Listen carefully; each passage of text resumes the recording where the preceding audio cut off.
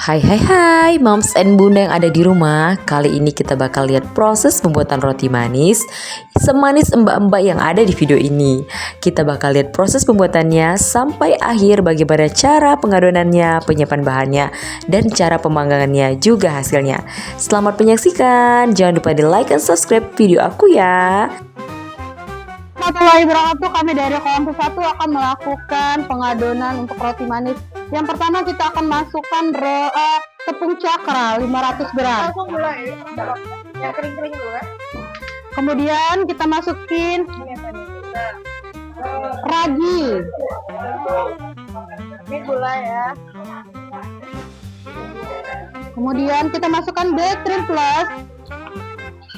Oke. Sekarang kita aduk.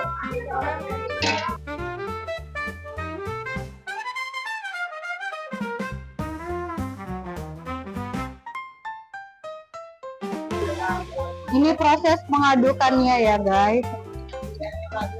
Kita aduk dulu untuk bahan keringnya. Untuk bahan basahnya nanti. Semua sudah tercampur. Kita masukkan susu. Iya, secara perlahan sedikit demi sedikit. Telur belum ya? Oke, kita masukkan lagi.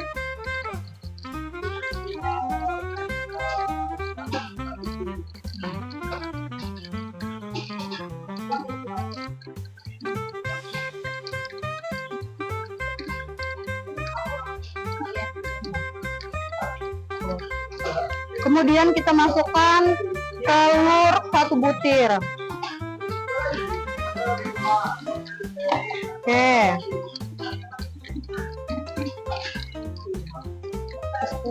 Enggak. Ini mati.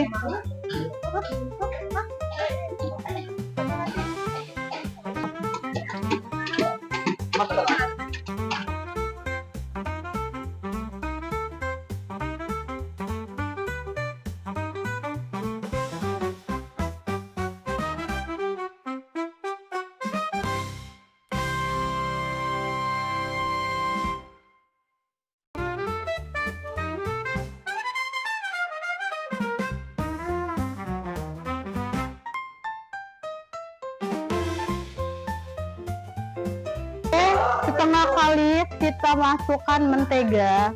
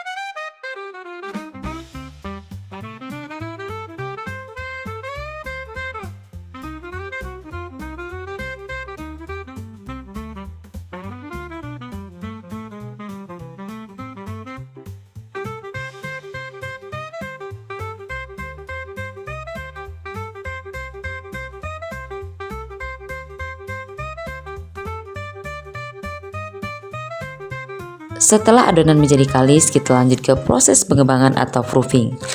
Proses pengembangan adonan sangat erat hubungannya dengan besarnya volume roti, sebab roti yang dihasilkan merupakan hasil dari fiksasi volume adonan yang meningkat akibat tertambahnya gas-gas yang terbentuk dari hasil fermentasi ragi pada tahap pengembangan ini.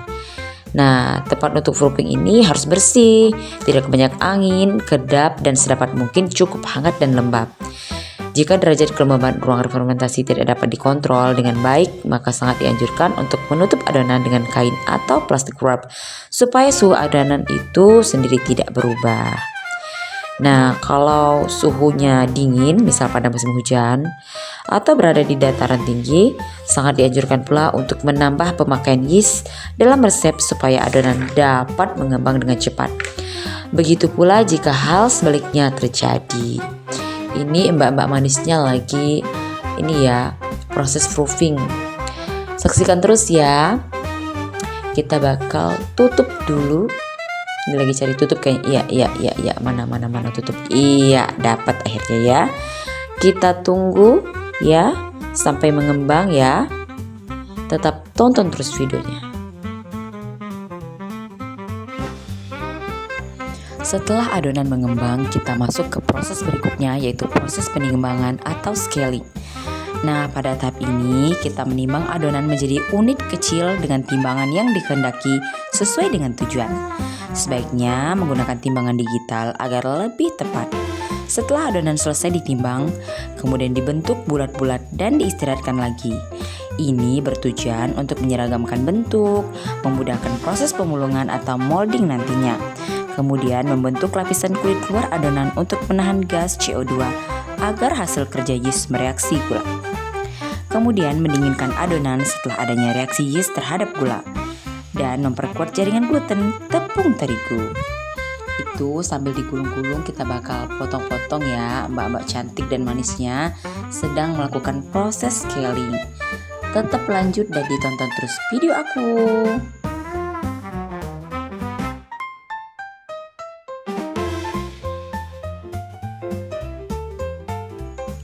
Setelah adonan ditimbang, kita akan masuk ke proses pemulungan adonan atau molding. Nah, proses ini bisa dilakukan secara manual maupun menggunakan mesin pemulung. Nah, ini kita menggunakan manual ya, menggunakan tangan. Pada tahap ini, adonan digilas terlebih dahulu menggunakan rolling pin dan kemudian dibentuk sesuai keinginan. Kita masuk ke tahap peragian akhir atau final proofing sebelum proses pembakaran baking ya. Ini cantik-cantik sekali ya, dan tentunya rasanya manis seperti mbak-mbak yang membuatnya. Kita masuk ke proses pemanggangan dan kita akan lihat hasilnya. Ya, ini kita angkat dulu dan tara, inilah hasilnya. Wow, gimana moms and bunda, tertarik untuk mencoba membuat roti manis semanis senyuman Anda yang sedang menonton video ini? Jangan lupa di like dan subscribe. Wassalamualaikum warahmatullahi wabarakatuh. See you.